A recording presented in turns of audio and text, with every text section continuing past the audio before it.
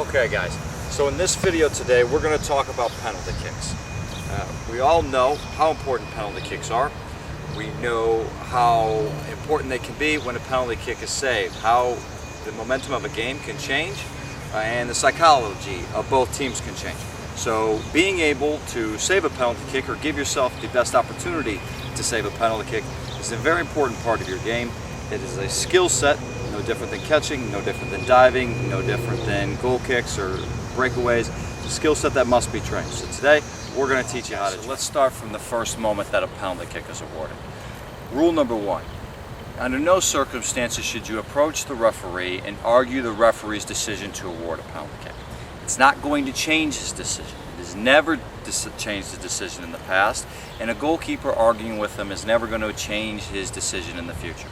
You have a big moment coming up for you in which an opportunity to save the penalty kick. You need to make sure that you're both mentally and emotionally present. All right? So leave the arguing of the decision to the field players. The field players, let them argue it for you as the goalkeeper. Go step off to the side of the goal. Collect yourself mentally, collect yourself emotionally, and prepare for this moment. Okay, the biggest thing that you can do mentally for yourself, number one, is we all have this kind of interior dialogue inside of our brain, this little voice that we talk to when we're thinking things out. Maybe the little voice talks back to us, whatever. That voice needs to be turned off. Inside of our brain, we must be totally quiet. No thought process, no interior dialogue, no cheerleading for ourselves. Come on, I could do this, this is my moment. Shut it down. All right? The brain must be totally quiet, totally silenced, totally centered mentally and emotionally.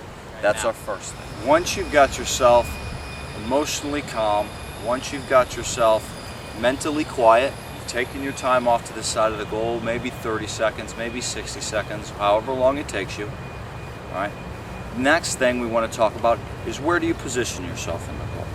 All right. If I'm a goalkeeper, I want to position myself dead even between the two posts, center of the goal, absolutely center. Now the rules state that my feet must be on the line at the time that the kick is taken. It does not say which part of my feet must be on the line at the time the kick is taken. This is a very important point because in terms of success with saving a penalty kick, success is going to be measured in fractions of inches sometimes. All right? So it's very important that you understand that as long as the backs of your heel are touching the very front part of the line, all right, that's where you want to be. You want the very backs of your heel to touch the very front part of the line. You do not want your toes on the line because now you're giving away, depending on the size of your foot, anywhere between 7 to maybe 12 inches.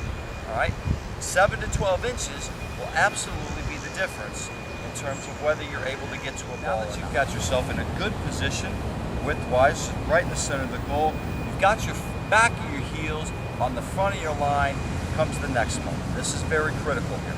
We see a lot of goalkeepers throughout the world, and some of them are very recognizable names. All right, you'll see a lot of different techniques in terms of like Edwin van der Sar, trying to make himself look big by standing up tall. You see a lot of other goalkeepers wanting to move because the rule states that you can move side to side along the goal line. All right, so you see a lot of goalkeepers might be moving side to side. All of them are bad ideas. Here's the reason why. In the moment, it's very important that your feet are set on the ground, set meaning stopped, and number two, that the body is in balance. If you're moving side to side here at the time that the kick is taken, now your body is out of balance. The feet, one foot, may be up in the air slightly and not fully set on the ground, which means that the body is out of balance. All right? In the saving of the penalty kick, not only do fractions of inches make the difference, but also thousands of seconds. Those two combined together are always going to be the difference between success and failure. So it's important that when you get your feet here, that you take a nice low coiled perspective here, nice low coiled stance, and keep it still. At the time that the kick is taken, the body must be perfectly still with the head forward and the weight on the front thirds of your foot. All right, from the toe to the first line of your shoelaces. That's the next. Okay, now that we're positioned correctly, now that our body is still in balance, we're prepared, coiled, ready to explode either left or right. Now we got to talk about what it is that we're looking for. There are a lot of goalkeepers throughout the world, a lot of different ideas in terms of, should a goalkeeper guess, just pick a side and go? Should a goalkeeper wait for the ball to be struck and then go after a ball? All right? Number one, you never ever want to guess. You might as well just flip a coin. Heads or tails. Maybe you get lucky, sometimes maybe you don't. But there are things, tips that you can look for that will help you as a goalkeeper decide which way the shooters are going. The first concept is you never ever want to look at the eyes, because the eyes can always lie. You never even want to look at the head as a whole, right? Because the head can turn. You see Ronaldinho, best players in the world, where they look away passes. So the head is useless, right? It's an indeterminate factor. It can throw you off. But there are a couple of things that the body must do in order to accomplish the task that it's trying to accomplish. And these are the keys that we're going to teach. From your perspective as the goalkeeper, there are a number of things that you want to be looking at in terms of body mechanics. We already stated that we don't care about the eyes. We're not interested in where a player looks. We don't care about the head and which way the head is turned. There are other things, a couple other items that we're not really interested in. Number one, the majority of players are right-footed within the sport, myself included. So we're going to work from this from the perspective of facing a right-footed player. In terms of your approach, the approach that a shooter may take, it doesn't matter. We could care less. And a shooter can come from straight on, a shooter can come from way out wide here, a shooter can come from way back here, a shooter may start from here and take a short approach. He may come in fast, he may come in slow. None of it matters. It's irrelevant to us as the goalkeeper facing the penalty. One moment matters. There's only one key critical time that matters. And the moment is this. When the shooter, plant foot comes down and the kicking leg is coming down. All right? The kicking leg has gone back and is coming through. There are two things, all right, that are going to be obvious to us depending on which way the shooter is going. Let's say the shooter is going to your left. All right? If the shooter is going to the left, a couple things have to happen.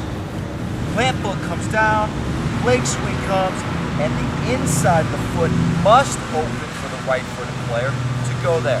Body mechanics dictates it. It must happen. The player cannot lie about this moment. Now, the tough part is you will have about 1,000th of a second to read it and respond accordingly. All right? But in this moment, you can see that the foot is open, the knee is open, hips and shoulders are facing that side. So if the player were to come up, want to go there, he's got to open here on the downswing. Has to open. So that's the number one point if the shooter wants to go to your left side. Now let's talk about if the shooter wants to come to your right side. Totally different option. Here, the shooter has decided that he's going to go to your right side. He comes up, the plant foot comes down, leg comes back, and on the follow-through, now he's closed off. As opposed to being open, where the foot is open here, the knee is turned open, hips and shoulders are turned open. Now, the foot will be closed here, all right? The knee will be closed. It's not open anymore like he's going to your left. It's closed down now. Hips and shoulders are now facing here. So if you could take a snapshot, a little picture of the moment in a freeze frame, you would want to see everything from the ball up to the shoulders. Just the ball up through the shoulders. And that's it. That's the top of your picture. Okay? Those are the two things. The body dictates this must happen. You cannot lie. He's going to go there, or he's going to come there. Okay? These are the two options.